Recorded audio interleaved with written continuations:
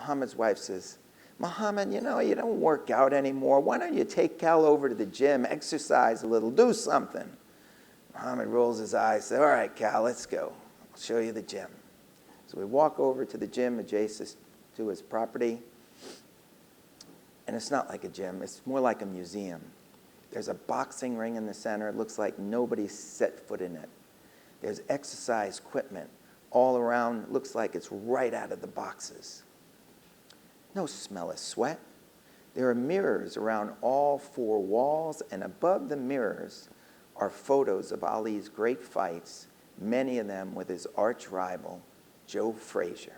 When they did fight, this was at a point where Ali had aged, because when he did not enter the military during the Vietnam War, he had to fight it to the Supreme Court, and during that fight, he was not allowed to fight. 3.5 years passed. So now he was a little older. He was a little slower. And when he got in the ring with Joe Frazier, he had never been in with an opponent like that who was relentless, coming at him full speed all the time. And he started to get into trouble. And when he got in trouble, he had this corner man named Drew Bundini Brown who would exhort him on. The world needs you, champ. Go to the well once more. Go to the well once more. And always, Ali would reach deep inside of himself, and he would find a way to rise to the occasion. And so I'm looking at these photos, and I'm hearing Bundini's voice in my head. Go to the well once more. And I realize that's the question I need answered. What is still in the well?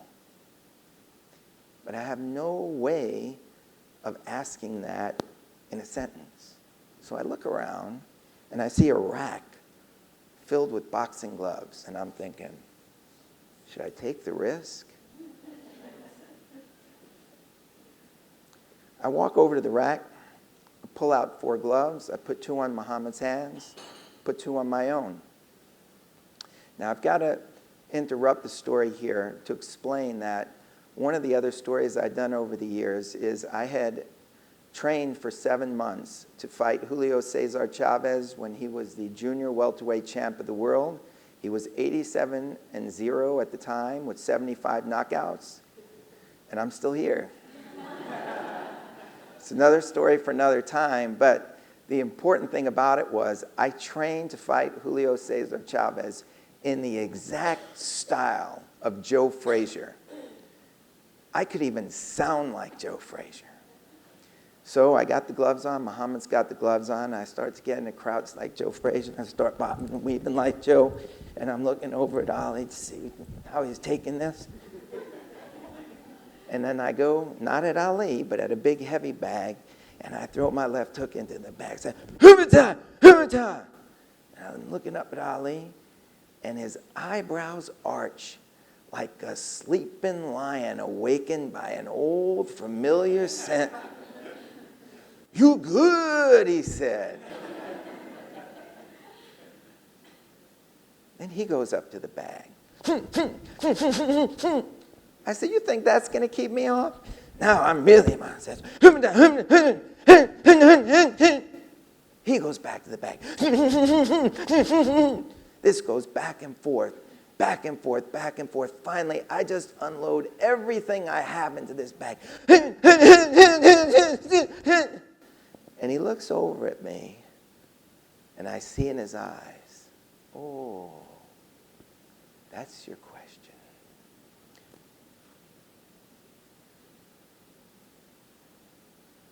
And he waves me into the corner. And then I saw something I never thought I'd ever see again.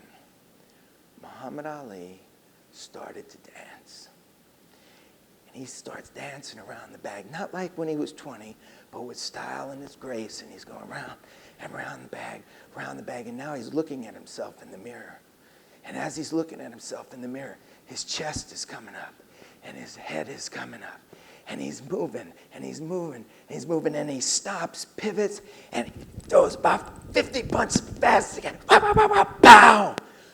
My jaw is down at my knees. I can't believe what I've just seen.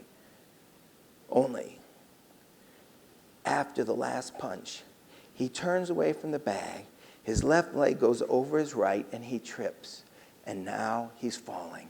And I'm saying, no, please, please don't, no, no, no, no, no, oh! He goes down. I'm paralyzed, but I can't be paralyzed because I got to get over and help him up. So I start to run over to help him up. Just before I get to him, he turns on his back and he starts doing sit-ups. And then he's doing stomach crunches. And now he's got his legs in the air and he's bicycling.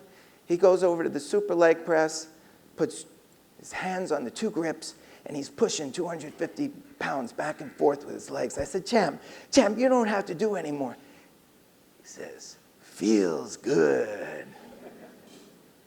I thought I'd pushed him as far as I possibly could, but he had more to give.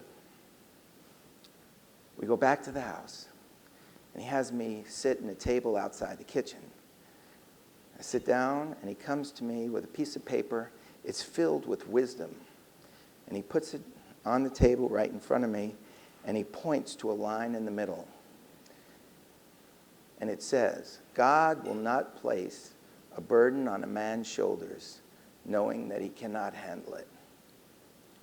I'm looking at this line. He goes off into the kitchen. And Muhammad Ali comes back. In one hand, he's got 2 bowls with 2 spoons, and in the other, a quart of ice cream. And Muhammad Ali and I sat at the table, and we had ice cream together. Thank you very much.